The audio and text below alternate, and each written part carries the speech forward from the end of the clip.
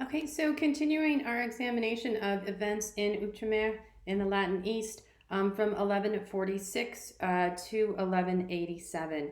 And this sort of picks up after the coronation of Melisande and her son Baldwin, who is Baldwin III, and then looks at events up to the end of the reign of Baldwin V. A great miracle to be admired is a quote attributed to Fulcher of Chartres. This is his description of the culture that he sort of witnesses in this region. Others are not quite so complimentary, as I'll discuss in the next little bit. So, in terms of the culture of the Latin East, you do have early on some legal codes that are promulgated, and this is as early as 1120 under the reign of Baldwin II. So, we see at the Council of Nablus an attempt to sort of establish some regulations, particularly sort of focused on interactions between Christians and Muslims. So 25 canons or sort of 25 different sort of codes. And what this essentially does is it prohibits relationships. So like sexual relationships between Muslims and Christians. And the punishment for this is actually quite severe. So if there is anyone who sort of violates this, the Christian men are castrated and the Muslim women lose their noses. This is something that's not an issue if the Muslim converts to Christianity, but barring that, they do not want any sort of intermarriage or even sort of sexual engagement between the two groups. You do see, however, they are receptive to Latin Christians marrying some of the local Christians, which obviously we've seen. And then this also sort of establishes some codes for the behavior of the Latin Christians, particularly the men.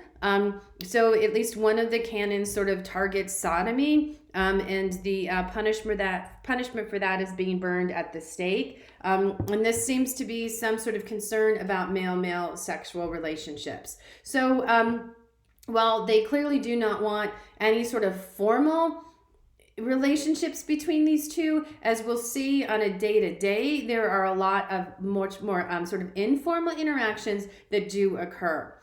We've also seen sort of inheritance and feudal service, so attempts to sort of regulate what happens with fiefs. Obviously, the high mortality rate means that men are going to die, and so who's going to inherit their offices and their titles? A lot of concern about that because the fief then is associated with military service, and so they want to make sure that someone is providing that military service, even though they do offer more opportunity for women to inherit. The understanding is that they will ultimately marry, and then that man will sort of lead the contingent of knights that is associated with that fief. So in terms of sort of population, obviously these numbers are really rough, but it gives us kind of an idea of what we're faced with. So the local Franks who had settled, so third, fourth generation now, were referred to as Poulani or Poulin. We're not really sure what the origin of this term is.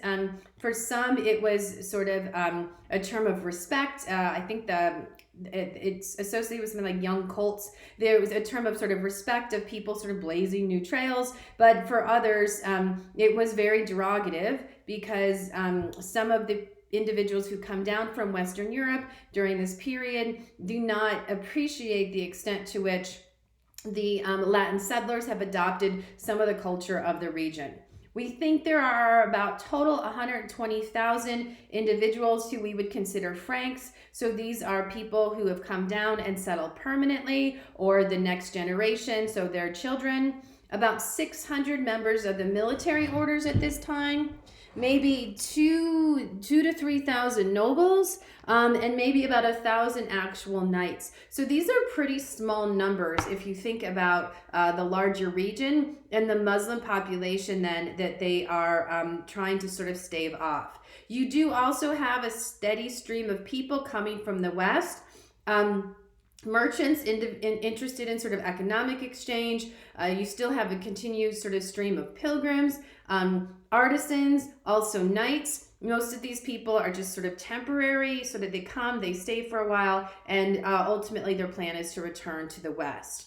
One of the things that you do have is a significant settlement of Italians, especially from Genoa, but also from Venice in some of the coastal cities. So there are sort of specific quarters within those cities that are sort of granted to the Italian-speaking population.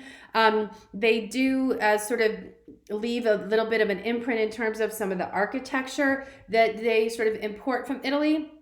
Also, they set up shops and warehouses, and we do see intermarriage between the Italians and the Frankish population, though to a large degree, they really do remain confined to those coastal cities. So as I said before, sort of permanent relationships are discouraged, but there is a lot of informal interaction.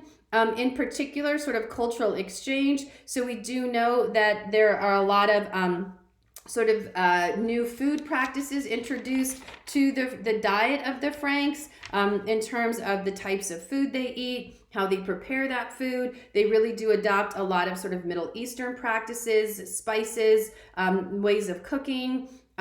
We know that there is sort of a very large, vibrant community in Jerusalem. So imagine you have a lot of pilgrims coming into the city. They're going to need to buy food. So there's actually a street. It's called Malcuisinat, or the Street of Bad Smells.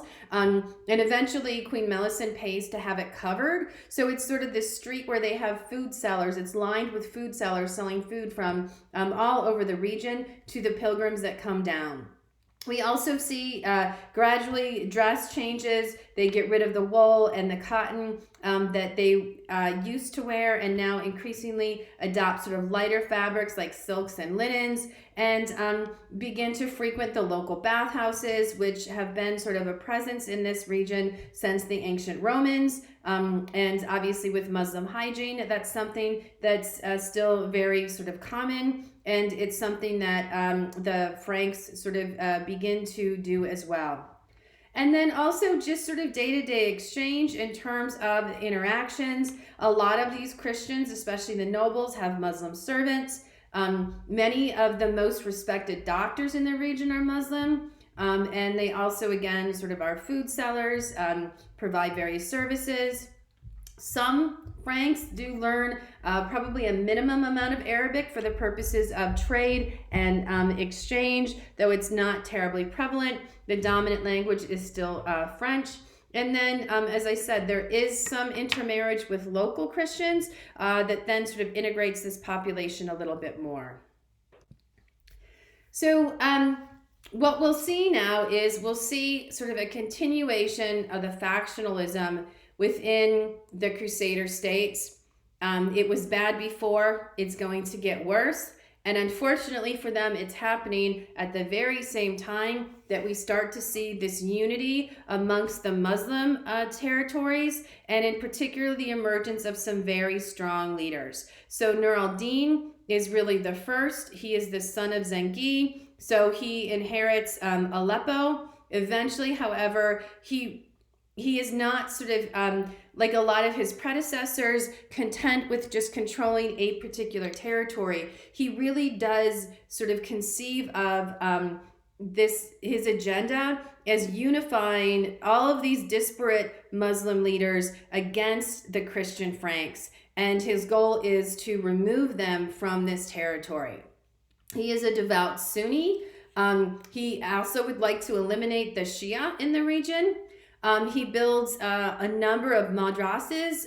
So these are schools and mosques. This is in particular one of the madrasas that he built. And he really does sort of cultivate education of other Muslims, and in particular education that sort of is centered around this notion of jihad, so holy war. And so this is really the first time they speak specifically of jihad during this period. Obviously, jihad is a concept that has origins back in the time of Muhammad, but this is when they really sort of resurrect it and offer Muslims the same notion of penitential war that the Christians have been talking about since the First Crusade. So your reward for participation in this war is paradise. And in particular, he really does sort of encourage this as a cultural phenomena. So he hires poets to sort of write songs and poems about jihad, to emphasize sort of the importance of Islam, and to really present the Christians and the Franks in particular as a threat.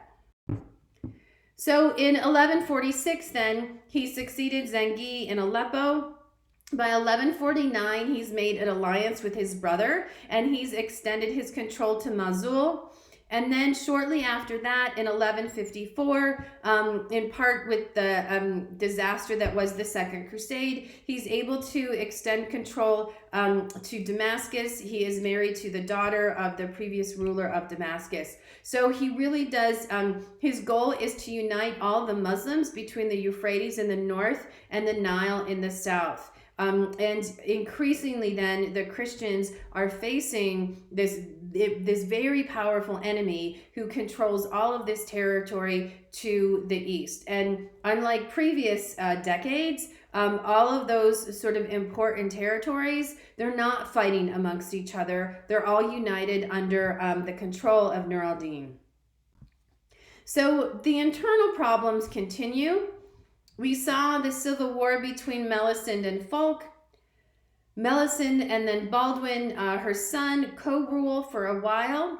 In 1152, however, something changes. Again, we're not super certain about some of the details, but we do know that there is a falling out between Baldwin and his mother. This seems to be driven in part by some factionalism within the court. Some people don't like the constable that Melisende has appointed, but in any case, we know that Baldwin becomes increasingly unwilling to share power with his mother, and so in 1152 he arranges for a solo secret coronation, which is depicted here. As news of this coronation emerges, a number of the leading sort of counselors of the two try and figure out some sort of compromise position. So Baldwin has his supporters, Melisende has her supporters. Melisende's supporters tend to come more from some of the older families as well as some of the higher ranking members of the church. And so the initial compromise is that they're going to divide the kingdom. Melisende's going to take Jerusalem and Nablus, and Baldwin gets Acre and Tyre. But this ends up only being sort of a temporary solution. Shortly after, Baldwin actually marches an army on Jerusalem. He lays siege to the city for several days, and eventually Melisende agrees to submit. So she relinquishes power as queen, as an active queen, and she retires to her dower lands in Nablus. However, shortly after this, the two do reconcile, and they do seem to mend their relationship. And then sort of moving forward, we know that she assists him in governing, especially when he is leading an army into the field. But it seems like the relationship has changed. Instead of co-rulers, he's the ruler and she sort of helps him out. So this factionalism is sort of mended, but obviously as long as they're spending time fighting each other, that detracts from their ability to fight their Muslim enemies. In 1153, Baldwin captures the city of Ascalon. This is a really significant moment, and it's a 7-month siege. It's a very bloody, long drawn-out conflict. This is the last coastal city that the Egyptians still control. It has a very large garrison, and it also has a navy, but in part with support from ships, some of the Italian fleets, Baldwin is able to force the local rulers to surrender. He agrees to grant all the people in Ascalon, most of them are Egyptian, Fatimid Egyptians. He agrees to allow them to go back to Egypt. They leave the city, but as they get sort of outside the city walls, they're actually slaughtered by local Turkish powers, and they do not reach Egypt. This is a depiction of the siege of Ascalon. I'm not sure why you have those cows or goats or whatever that is between the local, the sort of the knights and these other, these Muslim fighters. But clearly they must have been playing a role somehow. So Baldwin recognizes the need for support from the Byzantine Empire. And so in 1159, he agrees to an alliance with Emperor Manuel. This is solidified by Baldwin's marriage to Theodora, who is Manuel's niece. At the same time, Baldwin's cousin marries Manuel and becomes the Byzantine empress. So he is forced to sort of concede the Byzantines' control over Antioch, that they do have sort of a superiority over Antioch. But, you know, from his sort of point of view, it's worth that concession to get this alliance and the support of the Byzantine Empire. In 1163, he falls ill. We know he gets sick of dysentery. There's also reports of a fever. It's not super clear what happens. There's some accusations of poison, but this is pretty much dismissed. He tries to get back to Jerusalem, but he only makes it to Beirut. Baldwin III is only 33 at the time of his death. Because he married Theodora when she was like 12, they didn't consummate the marriage immediately. And so there are no children from that marriage at his death. This is one of the coins that was issued during Baldwin's reign. So then the question is, in the absence of an heir, who is going to succeed? There is quite a bit of discussion amongst the various nobles. He does have his younger brother Amalric, who is a proven military commander. But there's some dispute over whether or not they should be adhering to these ideas of hereditary principles or perhaps return to the notion of an election.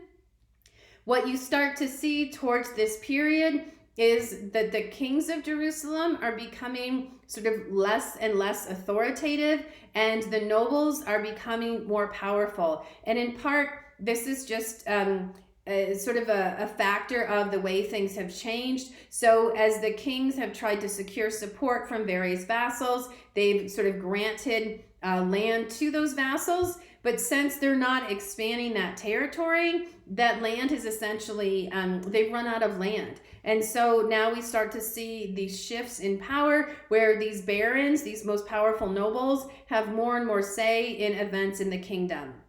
Eventually, they agree to acknowledge Amalric as king. However, he is married to Agnes of Courtenay. So this is the daughter of Jocelyn of Edessa.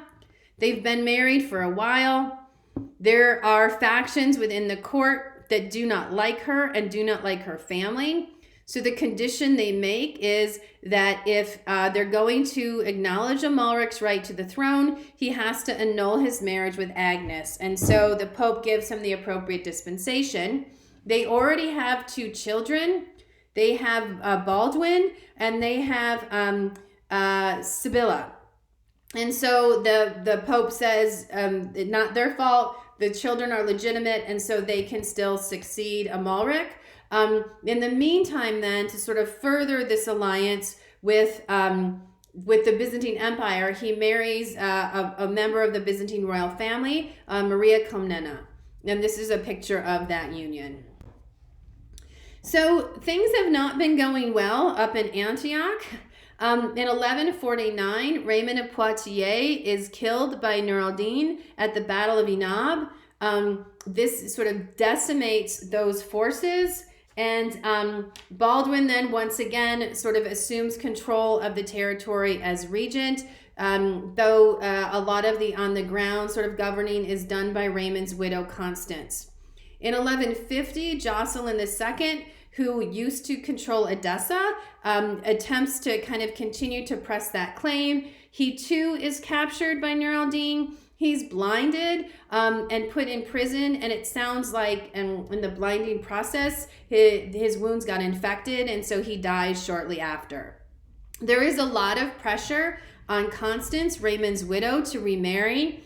Remember the sort of the rule, she got a year to be a widow. Her year is up. They do present her with 3 candidates. She doesn't like any of them. She has sort of secretly chosen someone that she seems to prefer. So this is Renaud Chatillon, Renaud Chatillon came down with the Second Crusade and then decided to stay. He is a proven military commander, so when Constance, it's not quite sure when they asked for Baldwin's approval. As the king, Baldwin has the right to approve her marriage. It's not quite sure if they asked before or after, but we do know that Baldwin knew Renaud. Renaud was instrumental in seizing Ascalon. So Baldwin knows he's going to have a capable military commander, so he does grant his approval. However, in 1155, Renaud very quickly sort of demonstrates sort of his approach to governing. He's a little, he has issues controlling his temper. So, for example, one of the people who opposed the marriage was the Patriarch of Antioch. So this is the highest ranking member of the church. When Renaud finds out that this person opposed him, he has him held captive. He has him bound. He puts him out in the middle of the desert and he slathers his body with honey so that he'll be absolutely tormented by flies and other sort of creatures. Eventually, the Patriarch of Jerusalem is forced to intervene and make him release the Patriarch of Antioch. We also know Renaud is quickly embroiled in a feud with Emperor Manuel. Manuel asked Renaud to sort of lead a military force for him and promises payment. When that payment isn't delivered as quickly as Renaud would like, Renaud attacks the island of Cyprus, which is controlled by the Byzantines. It's Christian. And not only does he attack it, he just absolutely devastates it. So he gives his men free rein to just sort of rape and pillage and plunder. And so Manuel is very unhappy with Renaud. In 1157, though, Baldwin II manages to convince Manuel to sort of form this alliance, convincing him that the most important threat is actually Nur al-Din. And in 1159, Renaud is taken out of the picture temporarily. He is captured by Turks, and he is held in captivity, or he will be, for the next 16 years. Shortly after this, we know that that there is an army led by Nur al-Din near a fortress, near Antioch. And the relief army under Bohemond III of Antioch and Raymond II of Tripoli is absolutely annihilated, and the three of them will be held in prison for like 15 to 20 years. So increasingly, the leaders of these other Crusader states are either imprisoned or they're killed. So, in part then, both Amalric and Nur al-Din recognize that the next logical step to fortifying their respective positions is control of Egypt. And so Amalric tries on a number of occasions to seize control, in particular the port of Damietta. But Nur al-Din actually is able to get the local caliph in Egypt to agree to an alliance. And so he dispatches one of his generals, Shirkuh, to sort of go and consolidate that alliance. There's a falling out between these Muslim rulers, and so the local Egyptian ruler actually breaks his truce with Nur al-Din, and he tries to form an alliance with Amalric.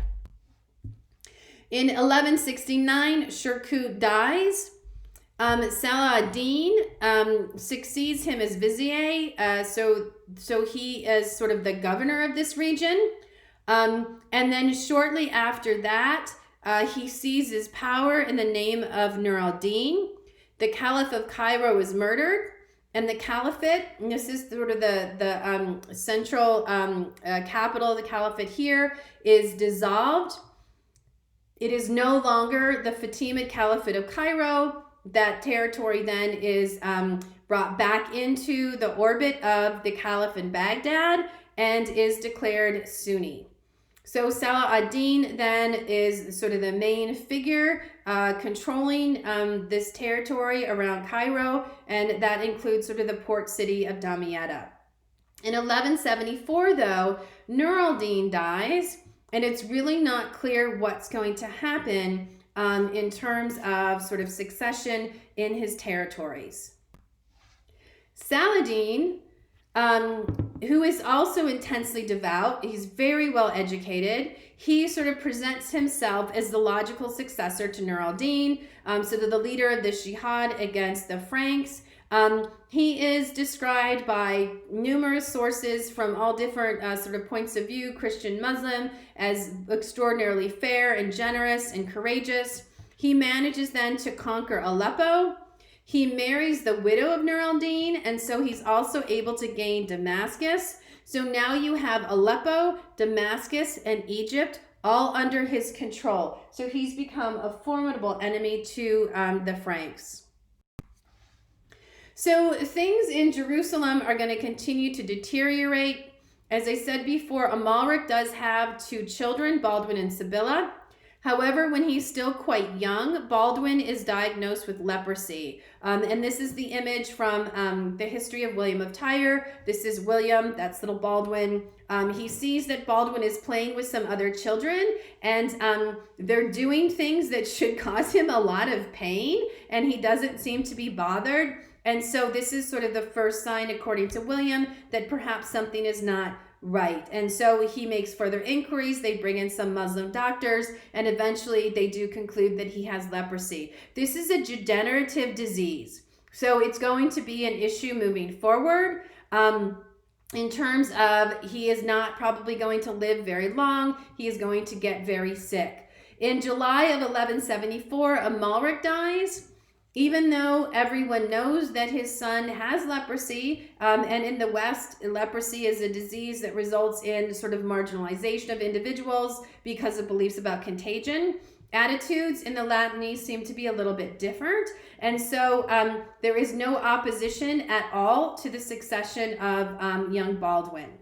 At the same time, a little bit after that, Emperor Manuel dies, and there is a revolt against his son and the son's mother, Maria of Antioch. And this revolt has these really strong anti-Latin tones. So there is a very large sort of Latin Christian community settled in Constantinople, and they become the target of the anger of this mob, and about 80,000 of them are killed. So moving forward, the Franks have lost one of their staunchest allies in terms of future Byzantine emperors.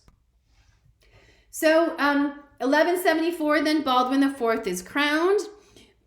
Raymond of Tripoli, who spent a significant amount of time as captive of Nur al-Din, is now free. And he is appointed regent of Baldwin. These two are sort of related, they're cousins. There is a strong faction within the court, however, that does not trust Raymond. These issues get really murky, but we do know that because Baldwin's illness is degenerative, everybody knows he's not going to be around for long. So there's a lot of behind the scenes jockeying for positions of what's going to happen when he dies. Raymond actually could make a case that he should be the next king. The other faction within the court, though, is led in part by young Baldwin's mother, Agnes de Courtenay, and his uncle, Jocelyn, who very much think that the crown should pass either to them or to their daughter, Sibylla. So Baldwin IV then arranges the marriage in consultation with a lot of the leading nobles of his sister Sibylla with William of Montferrat. So William of Montferrat is from Italy. He comes down, he is very well respected. The two of them marry. Unfortunately, within a year, he's dead. But she's pregnant. So eventually she gives birth to a son. Baldwin knows that he needs to arrange for her marriage again. These stakes are very high. Another recent arrival in the Latin East is Guy de Lusignan from France. He is also someone who comes from a fairly well-respected family. His brother in particular has spent some time in the area. And so Baldwin, who initially is a pretty strong supporter of Guy, agrees to his marriage with Sibylla. Unfortunately, Baldwin's health is sort of up and down. And in one of these moments where it's down, he appoints Guy as regent. Guy leads an army into the field against Saladin, and it's a moment when they sort of catch him by surprise. And if Guy were to sort of attack, there was a good chance that he would have been successful. He does not. Then Baldwin is really frustrated with him. Guy makes some other decisions and does some other things that make Baldwin increasingly sort of hesitant about Guy's leadership. So he takes the regency away from Guy and he gives it to Raymond III of Tripoli. He also attempts to do lots of things to prevent Guy from succeeding. He actually sort of has a council established to try and make sure that when he dies, it will not be Guy. So he has the papacy sort of agree that they'll intervene and they'll make sure they prevent Guy from succeeding. Unfortunately, when he dies in 1185, Baldwin succeeds, but Baldwin is very, very ill. So in 1186, Baldwin himself dies, so he rules for less than a year. And what happens then is there's no question that Sibylla should be queen because of the principles of hereditary succession. But initially, this sort of committee that Baldwin IV had established says you can be queen, but Guy cannot be king. So Sibylla says, okay. So they crown her, and then she turns around and she crowns him.